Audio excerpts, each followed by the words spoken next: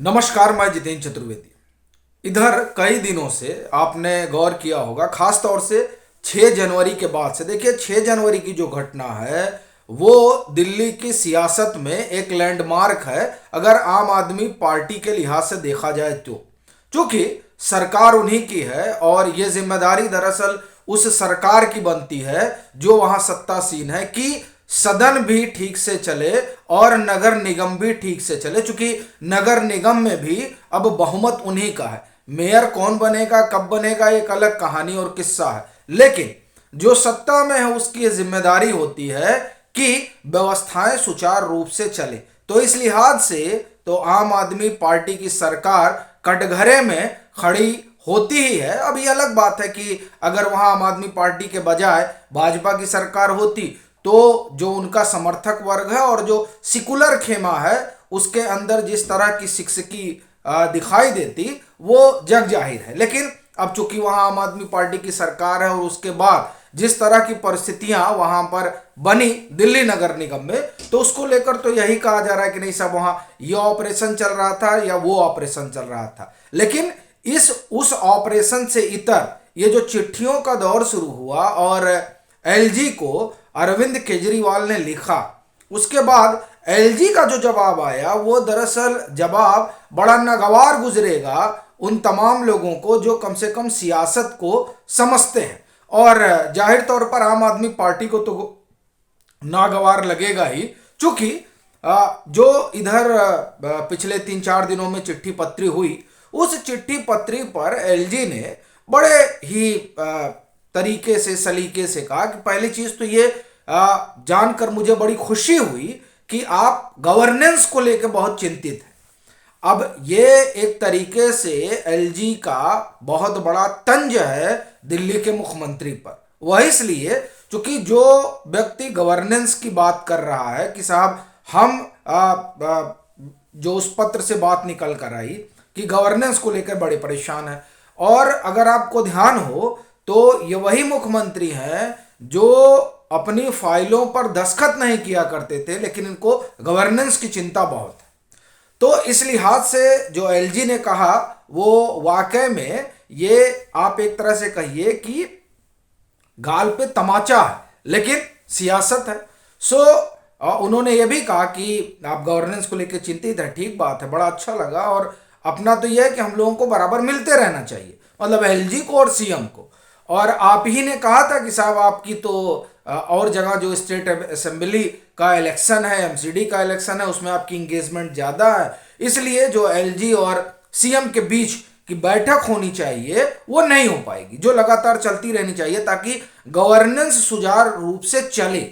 अब ये बड़ी चीज है कि आप मुख्यमंत्री हैं दिल्ली के और आपको चिंता लगी हुई है कि पंजाब में चुनाव हो रहा है कि नहीं हो रहा है, और पंजाब में चुनाव हो रहा है तो आम आदमी पार्टी क्या कर रही है, उत्तर प्रदेश में चुनाव हो रहा है तो आम आदमी पार्टी क्या कर रही है, और गोवा में चुनाव हो रहा है तो आम आदमी पार्टी क्या कर रही है, उत्तराखंड में चुनाव हो रहा है तो आम आदमी पार्टी क्या कर रही है, हिमाचल प्रदेश में चुनाव हो रहा है तो आम आदमी पार्टी क्या कर रही है, गुजरात में चुनाव हो रहा है तो आम आदमी पार्टी क्या कर रही है। तो दरअसल जब आम आदमी पार्टी के मुखिया का ध्यान इन राज्यों पर होगा और मुख्यमंत्री हैं वो दिल्ली के, दिल्ली पर ध्यान होगा नहीं, तो जब दिल्ली पर ध्यान होगा नहीं तो गवर्नेंस में गड्ढमड्ढ होगा ही। इस बात को एलजी ने रेखांकित कर दिया। अब स्वाभाविक बात है, जब एलजी खरी खरी कहेंगे तो घेरा और घेराव तो होगा ही, क्योंकि अगर आप देखें तो 2015 से मोटे तौर पर क्या तभी ये आई फुल फ्लैश। 2013 में तो 1.5-2 महीने थे, 1.5 महीने हमारे ख्याल से, तकरीबन 43 दिन की सरकार थी, उसके बाद से तो ये चले ही गए, और फिर 2015 में आए ये चुनाव जीत के।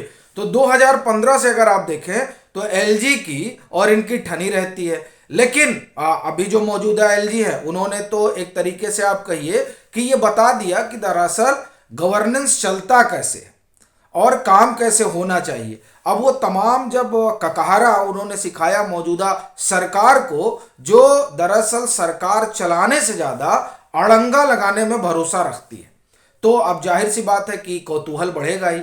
एमसीडी का जो चुनाव हुआ और फिर उसमें जो मेयर के इलेक्शन की बात रही या डिप्टी मेयर के या स्टैंडिंग कमेटी के बनने की, दरअसल उस सब में जिस तरीके से रसाकसी हुई, वो रसाकसी इस बात को संकेत देता है कि दरअसल वो कौन है जो काम काज में रोड़ा अटकाना चाहता है।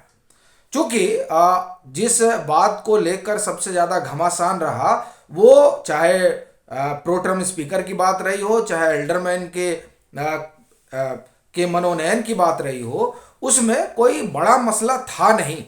और जब मेयर के चुनाव में उनकी उनकी अपनी कोई भूमिका है नहीं, वो वोटिंग कर नहीं सकते हैं, तो अगर वो शपथ ही पहले ले लेते तो क्या हो जाता। लेकिन वो शपथ ना ले पाए, इसलिए मेयर के टेबल पर चढ़कर तांडव करना तो ये बताता है कि दरअसल किस तरीके का व्यवहार जो है निगम में चुनी हुई सरकार कर रही है। क्योंकि अब देखिए, सरकार बहुमत में तो वो है 134 उनके पास पार्षद है, तो जाहिर तौर पर सब कुछ आपके हाथ में है, तो दरअसल जिम्मेदारी भी आपके ऊपर ही ज्यादा जाती है। क्योंकि जो सत्ता में है, दरअसल शालीनता उसी के भीतर सबसे अधिक होनी भी चाहिए। और ये कहा भी जाता है कि जब जिस पेड़ पर फल लदे होते हैं वो झुका होता है, लेकिन यहां तो साहब तने हुए हैं, तो घमासान चल ही रहा है। और आप देखिए कि तने होने की भी अपनी एक वजह होती है, लेकिन यहां तो बेवजह ही सब कुछ नजर आ रहा है। अब यहां सवाल उठता है